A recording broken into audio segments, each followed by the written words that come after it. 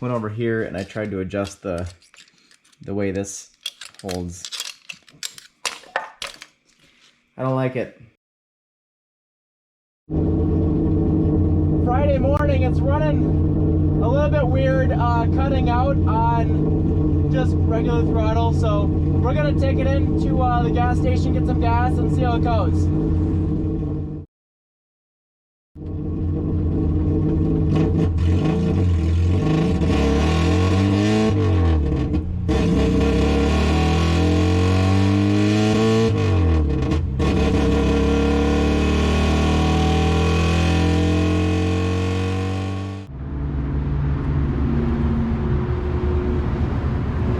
Lunch hour, baby.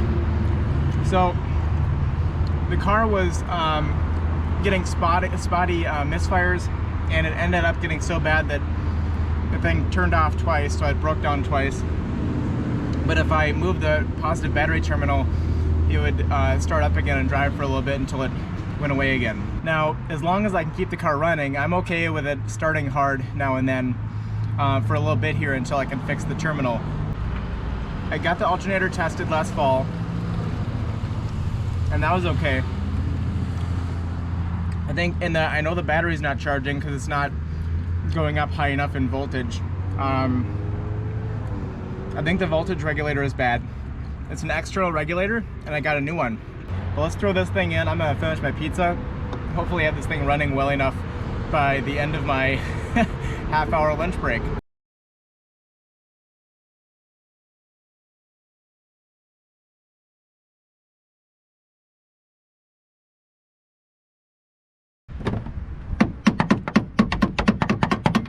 Plug is out, 3-prong.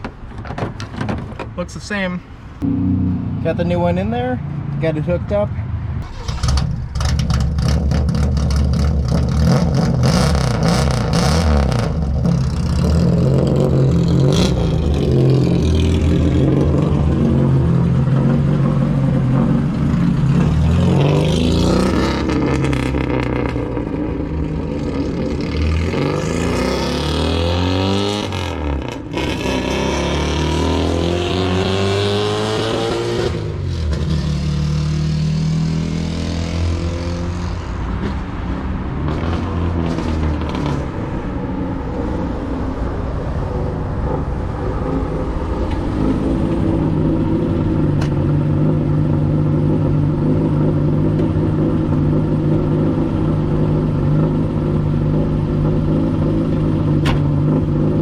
Perfect, but I think it runs a lot better now. Forward progress is good, and couldn't find a multimeter, so I'll have to test it when I get home. In the meantime, I think I have about 2 minutes left to lunch, so let's get her parked up. Yo girl successfully sat here all day without breaking down again, so let's take it in, get some gas in it, see how it goes.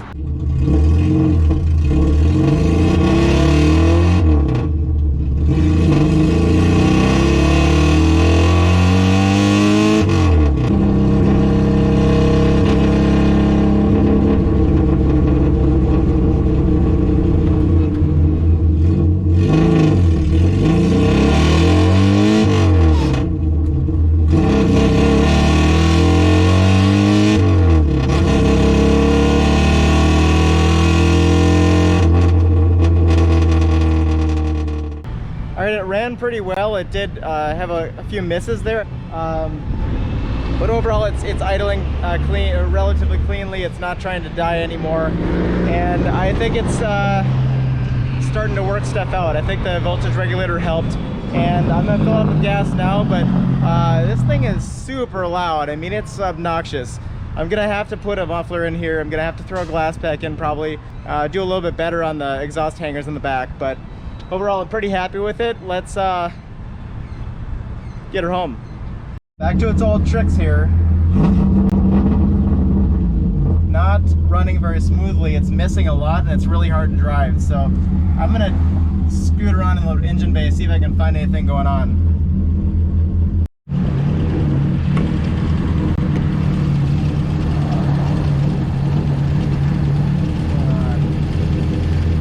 Fuel inlet looks good. Kind of repaired the wires on the condenser. There's a crack in the liquid electrical tape, so that might be making some kind of issue with ignition, which would make sense based on what's happening.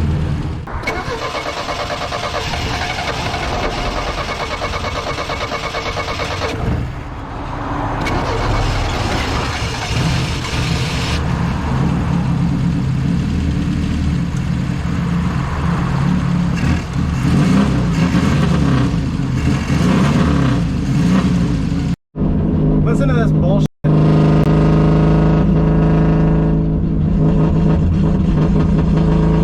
That's that steady throttle.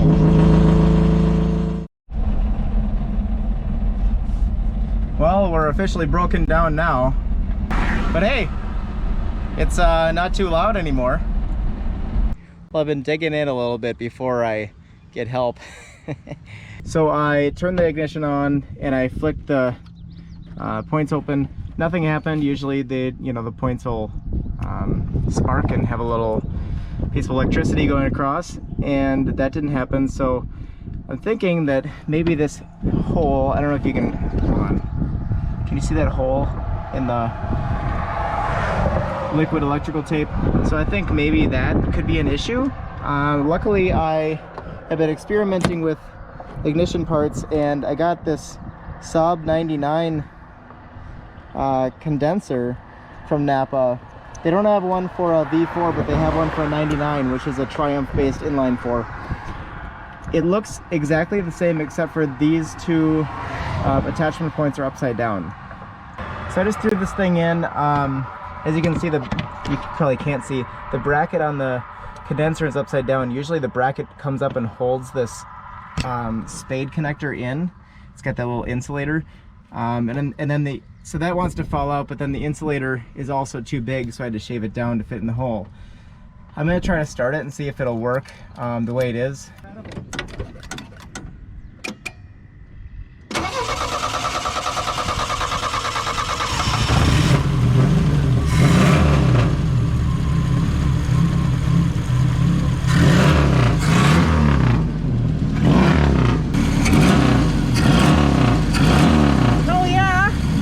Did that solve it? The condenser? Yeah.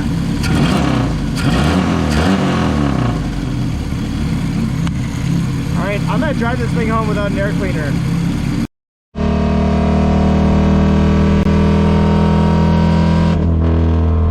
Sounds awesome to me.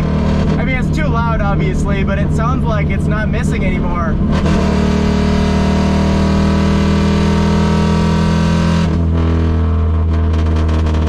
Missing again slightly.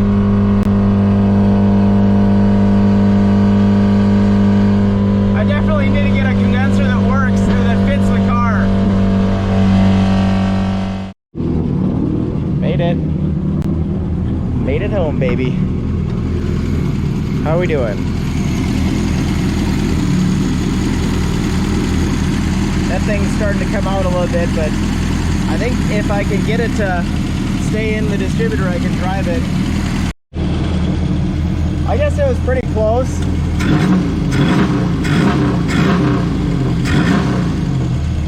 So I'm gonna call that good for now. Hopefully it's ready for the show tomorrow. I have brake lights and tail lights, and that's just about it, right? Sweet. So I'm gonna call it a night for you all, and we'll catch back up tomorrow. I'm very tired. I've been burning the midnight oil for a couple days, couple weeks, and I want to keep this car on the road. I want to get it to the show today, and I pretty much have to leave in the next 5 minutes, but I just took it for a drive after a potential fix, and I think I may have uncovered a further issue with the ignition system that may have been part of the issue all along. The number one plug wire is the only one that I had to keep because it's the only one that fits in that little tiny hole next to the alternator. Now if you look inside, it's very crusty, and I filed off the edge of that contact so it actually had something to grab on. But I think that what could be happening is that when I pull the cap off, maybe moving the cap was enough to jostle this wire around a little bit and make a different contact for a little bit, and then it would kind of hello Nick, Do you think that the wire was working itself off, or that it's vibrating around and not making good connection? Is that what you think? I have to build a new set of ignition wires, or spark plug wires at some point. Probably do that when I take it down for the CV boots. And till then, we have a file, we have gumption, and we have fuel in the tank. Let's go.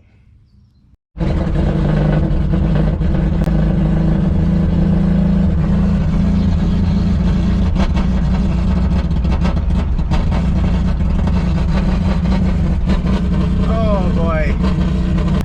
Well, I'm gonna turn around and go home because this is pretty much useless. I don't know. Hopped in the old Insight. We're gonna hypermail our way over to Intermarque, and I'll get you some footage of the cool cars there. Hopefully see a Saab Sonett that isn't a raging pile of garbage.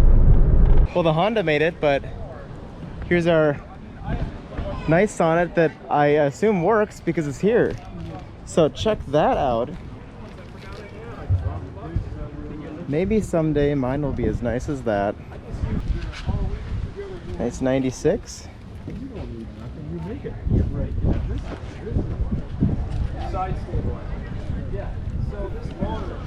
I accidentally walked straight into the Saab section.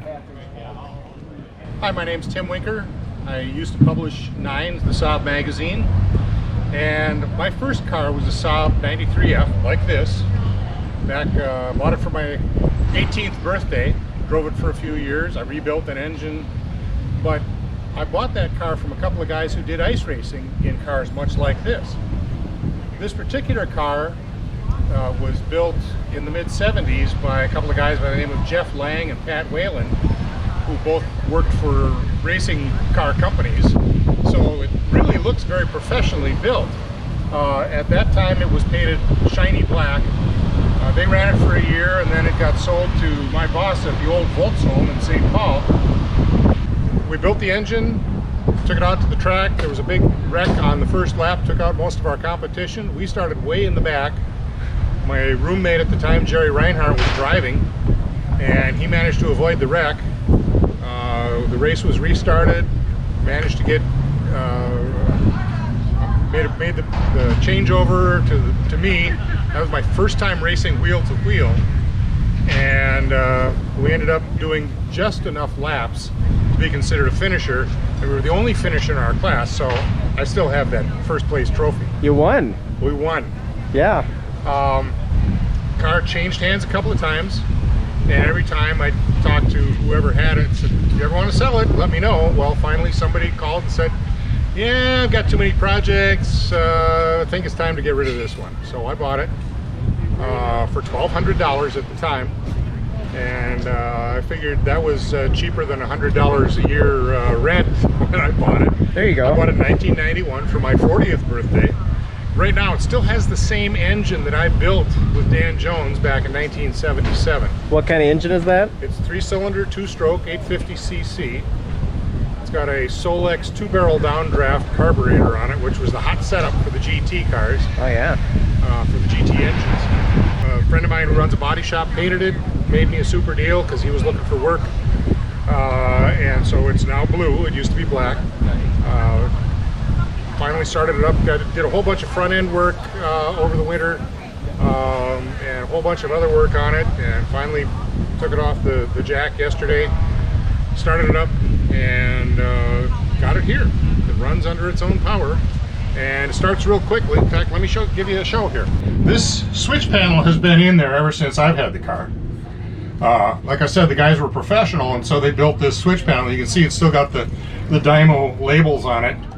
So I hit ignition, fuel pump. Oh, wait a minute. Okay, there we go. The goal always was to do some vintage racing with it. And you're a big rallyist, right? Yeah, I've been called that. That was one of the nicer things people have said. Thank you. I've heard some of the names. Not about you, of course.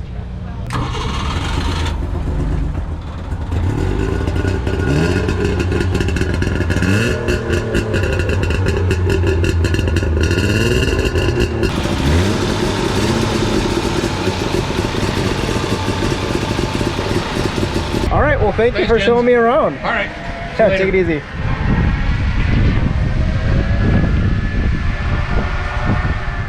Now maybe the other Saab people can tell me, is this Ford blue or is that Swedish Racing green? Let me know in the comments. I sent her a picture of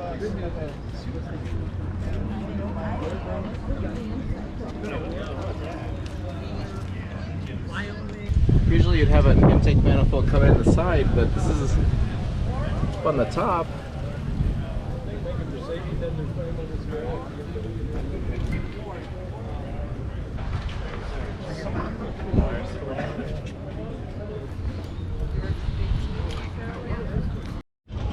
I may be wrong, but I think the big rhombus is the earlier Isabella. But these things are really cool.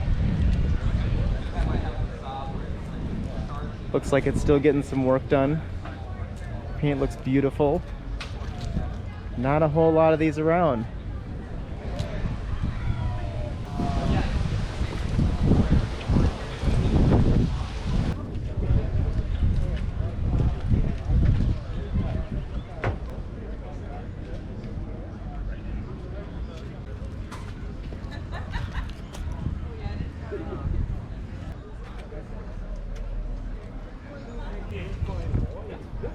Extremely popular cars. That's the hood strap. Is locking mechanism. Oh, yours got a smoky road. Yeah.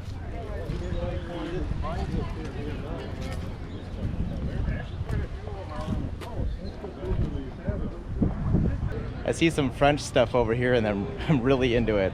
Let's check it out.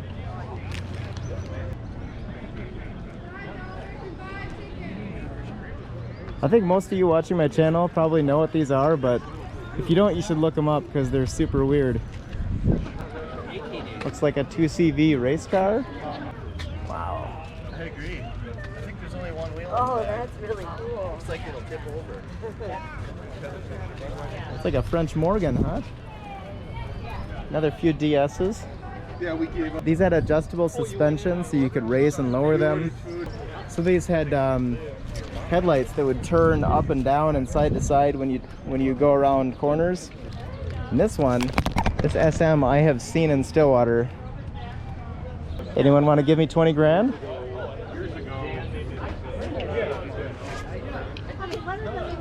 Mehari. Whew. That is sweet. Check out that shifter in the dash. We're having our deck, small deck off our screen porch and structure plate. Another couple beautiful 2CVs.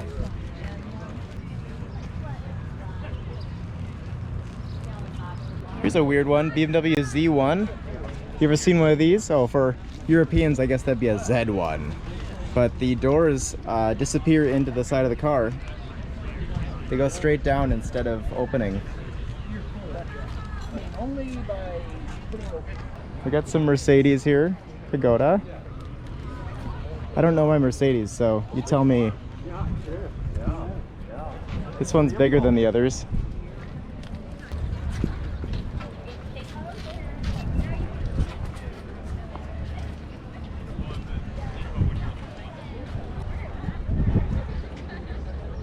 Gorgeous dash. Wow.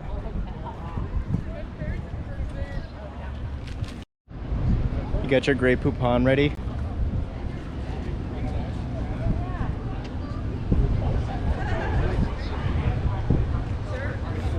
Pile that under stuff I don't want to work on. 47 Mark 6. Check out this Packard though. Whew. President of Guatemala. Packards are really cool. It's a shame so few people these days know about them. How about an Anglia? And it doesn't have a V8. Isn't that neat? Wow. Do you see this one? They're just a solid, fun car with good performance. Yeah, do you work on it, the V12? I do work on this one, and I've got another one in restoration that's a Roadster. So, not too bad to work on then, huh? if you're a mechanic, yeah. And I'm, as you can tell from my gray, Yeah. I'm a very old mechanic. Okay. There's nothing, very little electronics on this other than the battery. Yeah. Very cool.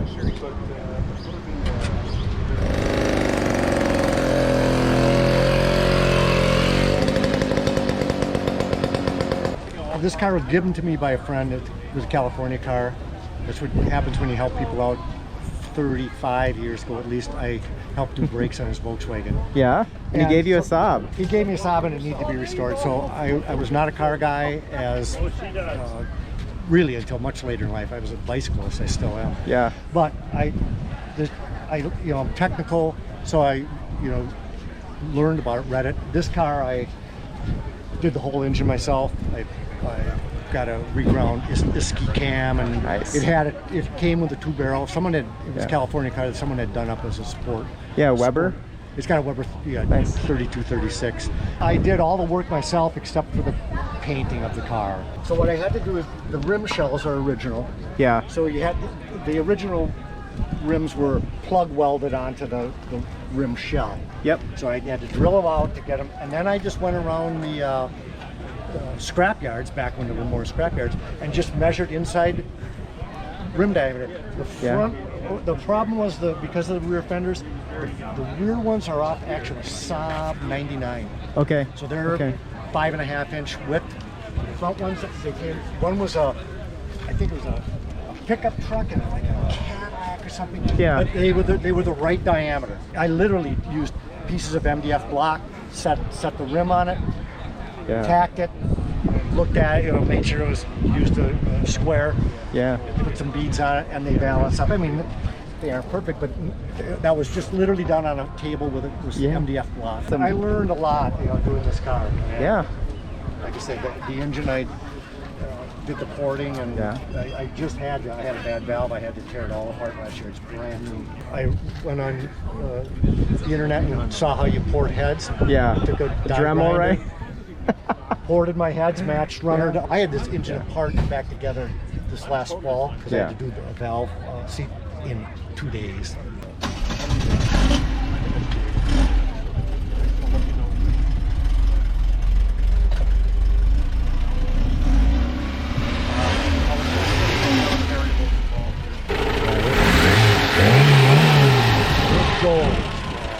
Very nice. Well, thank you so much for showing it to me. You're welcome. What's your name? Steve. Thank you. Yeah, nice to meet you. Appreciate it. That's a weird looking Saab. All right, we're entering England, so we have to walk on the left side now.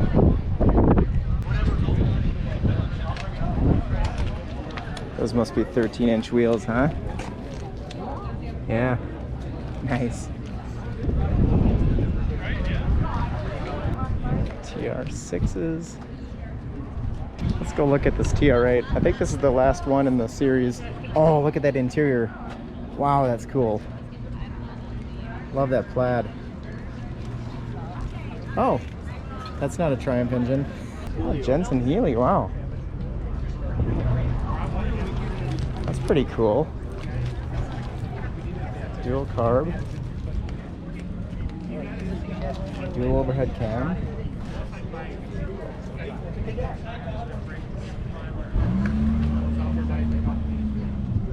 And the car.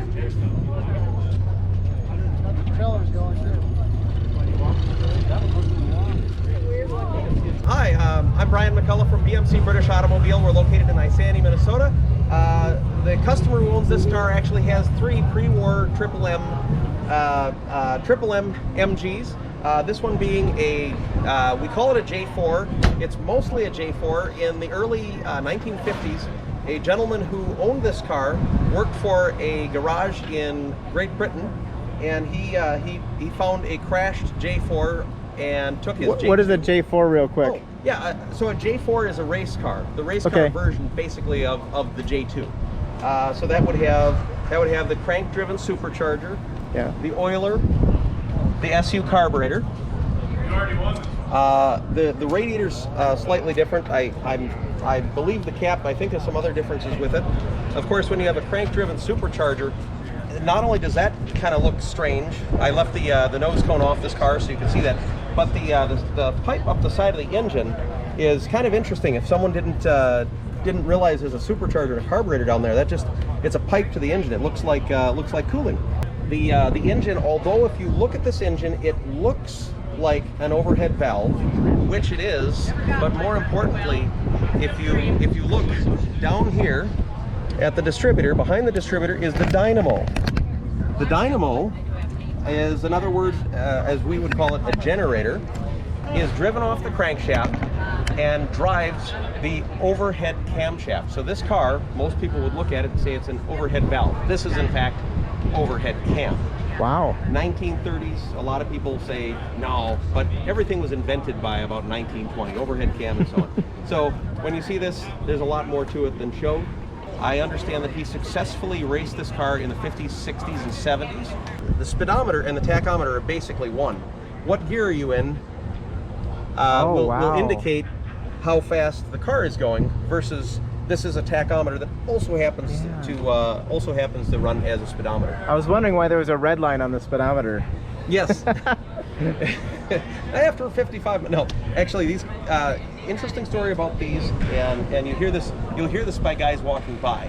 The story is that common, that J4s, when they go airborne, the flywheels are so heavy that the car rotates around the flywheel. Not a safe car back in the days where men were men. Yeah. Rather than hydraulic shocks, of course, we have friction shocks. Think of your clutch plates, and you tighten the bolt up, and it gets more or less friction based on that. Wow. And this would be your water manifold. Yeah. Of course, modern vehicles, that's all inside the cylinder heads and blocks. Oh yeah, because this looks like an intake manifold, but it's really just for cooling because the intake's on the other side. Yep. Wow. And that's another neat thing about this car. It's a cross-flow cylinder head. Yeah. Oh, And overhead cam. Mm-hmm. So it's really quite it's busy in there. weird. Yes.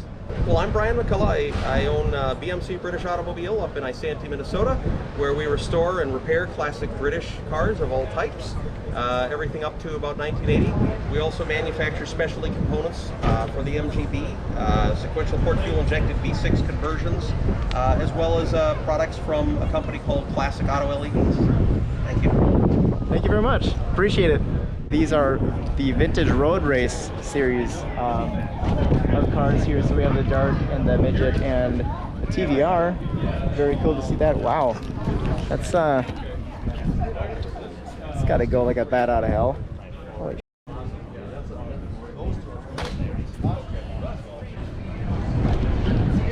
This one's had some stuff to, whoa. Something's missing there.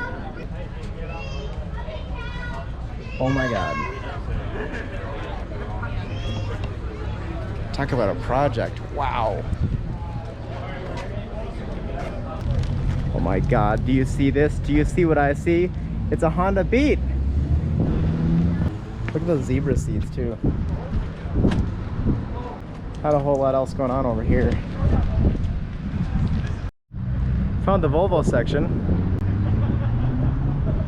Like we got the Hoonigan crew over here. Alright, I'll let you get going. I just want